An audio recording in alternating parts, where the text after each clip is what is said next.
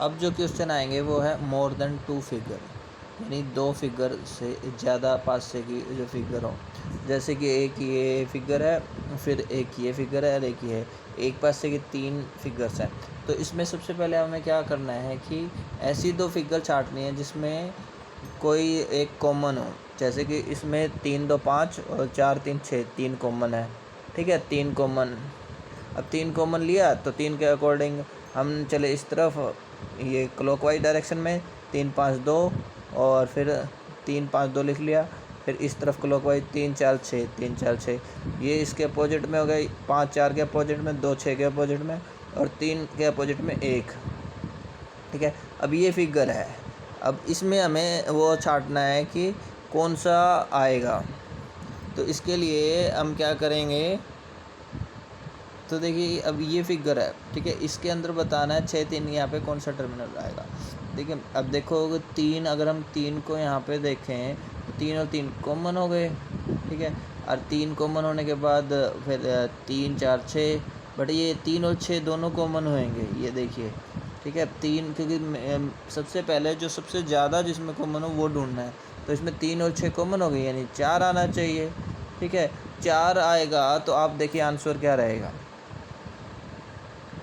4 के बाद अगर मैं यहाँ पे 4 लिखता हूँ, ठीक है, तो 4 किया तो आंसर आया। ठीक है, ये अब सेम माने, तो आंसर के बाद 4 के अपोजिट 4। ठीक है,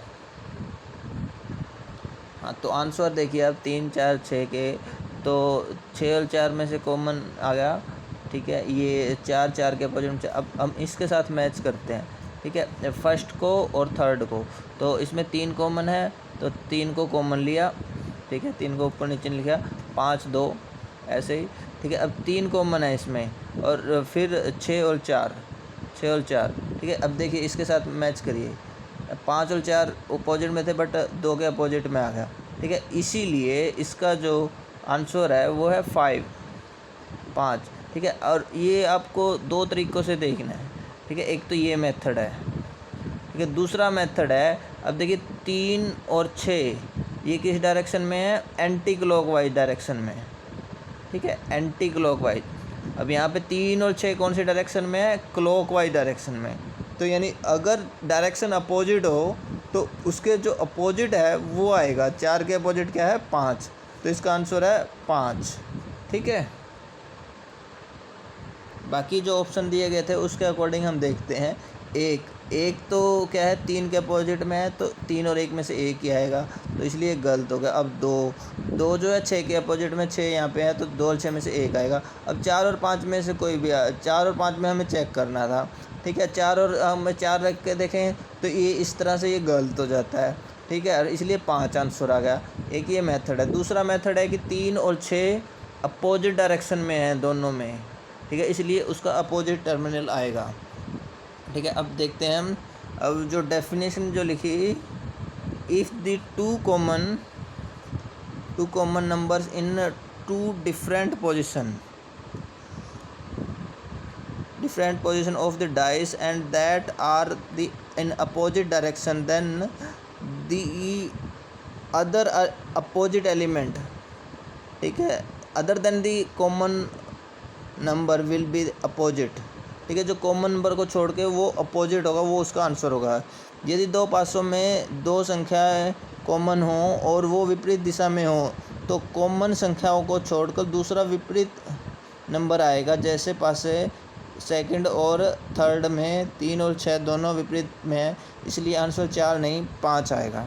ठीक है, अब है ओपन डाइस के क्वेश्चन। ओपन डाइस में क्या होता है कि डाइस को खोला हुआ होता है इस शेप में, जैसे ये है, ये एक ओपन डाइस का फिगर है। ठीक है, इसमें 2 मेथड यूज होते हैं। एक तो अल्टरनेट मेथड। अल्टरनेट का मतलब है एक छोड़ के दूसरा, यानी 1 के अपोजिट में 3 आएगा, 2 के अपोजिट में 4 आएगा, जो बच गया वो 5 और 6 आपस में अपोजिट में आएंगे। ठीक है, 1 के अपोजिट 3, 2 के अपोजिट 4 और 5 के अपोजिट 6, ये अल्टरनेट मेथड। ठीक है, इस तरह ये अगर पासा हो तो इसके ए के अपोजिट में 3, बी के अपोजिट में 4, 51 के अपोजिट में 6। ठीक है, और ऐसे ही अगर 16 है, यहाँ पे n है, n के अपोजिट में 3 और 2 के अपोजिट में 9 और 5 और 6 आपस में अपोजिट होंगे। ठीक है। In open dice the alternate element are opposite to each other. Open पासे में जो एक को छोड़कर जो दूसरा एलिमेंट होगा वो उसके विपरीत होगा। अब अगला जो मेथड है वो जी मेथड, यानी जी मीन एक जेड बनाना होता है। जो इस एलिमेंट होंगे यहाँ पे 2 एलिमेंट होंगे और यहाँ पे भी 2 एलिमेंट होंगे। ठीक है। इस तरह करके जेड की शेप बनानी होती है, यूँ करके भी और यूँ करके भी और यूँ करके भी। ठीक है। इनमें 2 एलिमेंट होंगे, इसमें 2 एलिमेंट होंगे, इसमें 2 एलिमेंट होंगे। ठीक है। अब नीचे का एग्जाम्पल देखो, A B C D E F जैसे ये है। ठीक है। ए का जो है यूँ करके ये 2 एलिमेंट आ गए। ठीक है। यहाँ पे एक कोई एलिमेंट ज़रूरी नहीं है, ये दोनों ही कंफर्म हो जाएंगे, ये बी और सी। जैसे ए फिर ये बी सी। ठीक है। ये नीचे जेड, ये बन गया पूरा आपका इस शेप में जेड। ठीक है। तो ए एलिमेंट और डी एलिमेंट, ठीक है, ये दोनों आपस में अपोजिट होंगे। जैसे यहाँ पे है ये जो इसमें बना था वो मेथड ये बना था, अब तो ई और एफ आपस में अपोजिट होंगे। ठीक है। अब फिर यूँ करके और फिर ये 2 और फिर ये 2। ठीक है। यहाँ पे भी 2 ही होते हैं एलिमेंट, तो यहाँ पे 2, यहाँ पे 2, यहाँ पे 2। ठीक है। अब बी और जो है यूँ करके जो ये वाला बना, ये बी और ई, ये आपस में अपोजिट होंगे। ठीक है। अब सी और सी से चले 2, सी डी, फिर डी ई और ई एफ। ठीक है। अब सी और एफ आपस में अपोजिट होंगे। ठीक है। अब इसमें देखिए 1 2, ठीक है, यहाँ से चला जेड, फिर 2 और 3 और 3 और 4, यानी ये जो बना ना जेड की शेप, जो पहला और जो लास्ट टर्मिनल होगा, जो कॉर्नर होंगे वो आपस में अपोजिट होंगे। ठीक है। ऐसे 3 और 5 ये आपस में अपोजिट होंगे। ठीक है। यूँ करके भी आप देख सकते हो 2 और 5 आपस में अपोजिट होंगे। ठीक है। ओपन डाइस का जेड जो कि ऊपर 4 स्थितियाँ दी गई हैं उसके अनुसार बनाना है, और शुरू और आखिर वाली जो लाइन है, लाइन में 2 एलिमेंट होने चाहिए। ठीक है। इन दोनों में 2 होने चाहिए, इसमें भी 2 ही होते हैं। ठीक है। जो पहला और लास्ट होगा वो वाला जो एलिमेंट होएगा वो वाला आपस में अपोजिट होंगे। जो लाइन लिखना भूल गया था, जो पहला और अंतिम नंबर होगा वो आपस में विपरीत होंगे। अभी कि ये जी मेथड और रोटेशन मेथड जो है, ये इसमें क्या है कि जैसे हमने पीछे को कहा था ना, क्लॉकवाइज करेंगे और एंटी क्लॉकवाइज हो गया अपोजिट, ऐसे ही हमने इसमें डायरेक्शन सेट करनी है। जैसे ये वाला है, ये जिस तरह ये है, ठीक है, यही है ओपन जो डाइस है। ठीक है। A B C D E F. ठीक है। अब मेरे पास ये ऑप्शन है, बी के अपोजिट आ गया डी, फिर सी के अपोजिट आ गया ई, और ए के अपोजिट आ गया एफ। अब हम देखें ए सी बी, ए सी और बी, ठीक है, तीनों ही वो डायरेक्ट तीनों ही सही हैं। एक तरह से हम देखें तो तीनों अलग अलग हैं, कोई दूसरा एलिमेंट नहीं है। फिर इसके बाद आता है एफ डी ई, एक ये एफ डी ई, ये भी ठीक है। ठीक है। आगे ऑप्शन के थ्रू हम एलिमिनेट करना कोशिश कर रहे हैं। फिर बी सी ई, बी सी एफ, ठीक है, बी सी और एफ, एफ एक अपोजिट में था। ठीक है।